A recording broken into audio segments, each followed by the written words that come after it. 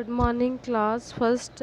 आज हम मधु का जो पार्ट नंबर 7 है वो आज हम पढ़ने जा रहे हैं। आपको पता है कि हम एक पार्ट के अंदर अलग अलग मात्राएं पढ़ी हैं, तो आज हम पार्ट नंबर 7 के अंदर जो पढ़ने जा रहे हैं वो है बारिश की ऋतु।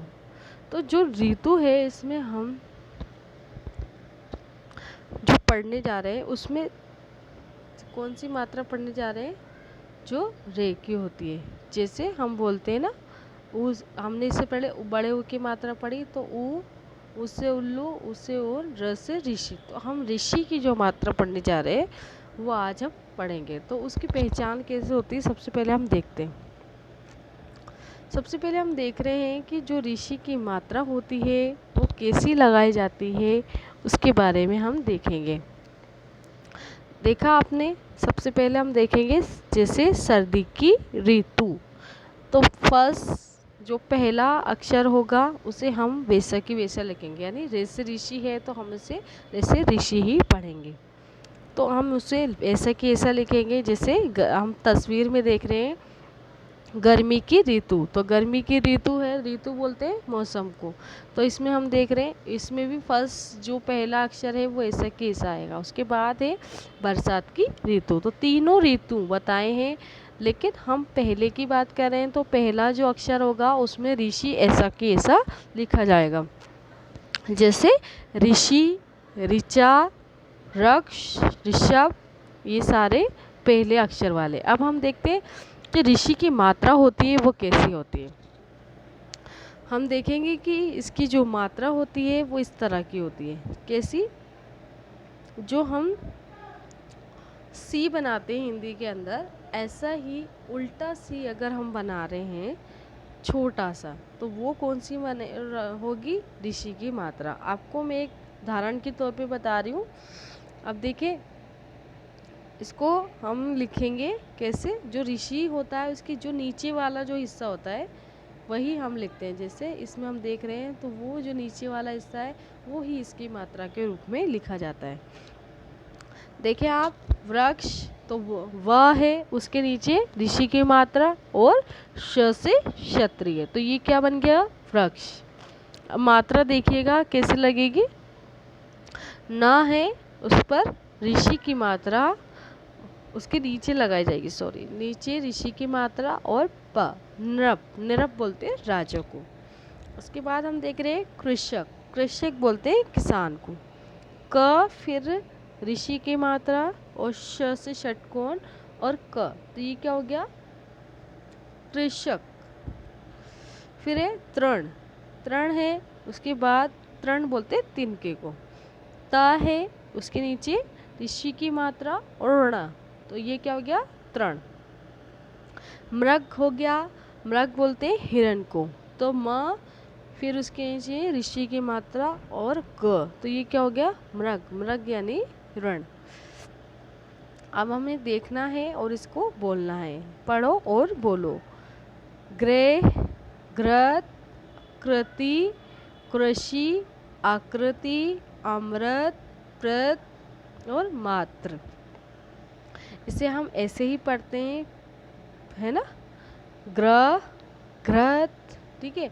हम इसको अगर पढ़ते हैं तो हमें ऐसा एहसास होता है कि हम र की मात्रा पढ़ रहे हैं, लेकिन र और जो ऋषि होता है उसकी मात्रा में थोड़ा डिफरेंट क्या होता है, अलग होता है। जैसे वृक्ष, तो हम थोड़ा उसको वृक्ष, वृक्ष तो थोड़ा खींच कर थोड़ा हम उसे पढ़ते हैं, लेकिन र आ जाता है तो वो अलग हो जाता है। अब हम देखेंगे इसके ऊपर पार्ट, ठीक है। आप जानते हैं कि हर एक मात्रा का कोई ना कोई क्या बनता है, कविता या कहानी हम ज़रूर पढ़ते हैं। तो आज हम इसमें पढ़ेंगे वो क्या है, कविता। जैसे बारिश की ऋतु, ऋतु बोलते हैं मौसम को। कविता देखें इसकी। बारिश की ऋतु आई, बारिश की क्या आई? ऋतु आ गई, यानी मौसम आ गया। बादल अमृत समान जल, बादल अमृत बोलते हैं जिसको पीकर कोई इंसान कभी मर नहीं सकता, तो बादल अमृत समान जल, बादल का जो जल है वो कैसा है, अमृत समान है। अमृत समान क्यों कहते हैं, क्योंकि जो बारिश का पानी होता है वो हमारे लिए बहुत जल लाभदायक होता है। अगर बारिश नहीं आएगी तो हमें पीने योग्य पानी भी नहीं मिलेगा। जल बरसा रहा था कृषक, कृषक कृषि कर रहा था। कृषक क्या कर रहा था, कृषि कर रहा था। यानी कृषक बोलते हैं किसान को और कृषि बोलते हैं खेती करना। ठीक है, कृषक क्या कर रहा था, कृषि कर रहा था, यानी किसान खेती कर रहा था। तृण और वृक्ष भीग गए, तृण और वृक्ष भीग गए। तिनके, तृण यानी तिनका और वृक्ष यानी पेड़ पौधे भीग गए। वन हरा भरा बन गया, वन बोलते जंगल को, वन क्या हो गया, हरा भरा बन गया।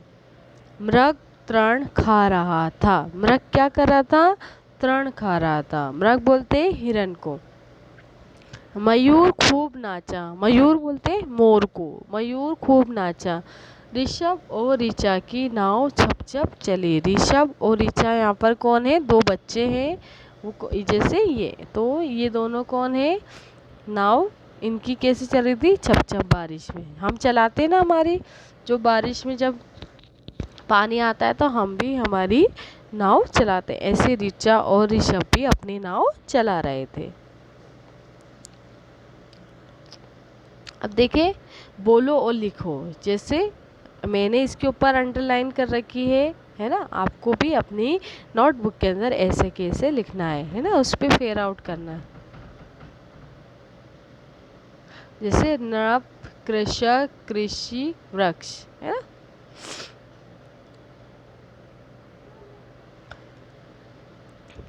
वर्णों में ऋषि की मात्रा लगाकर उसे पूरा करें।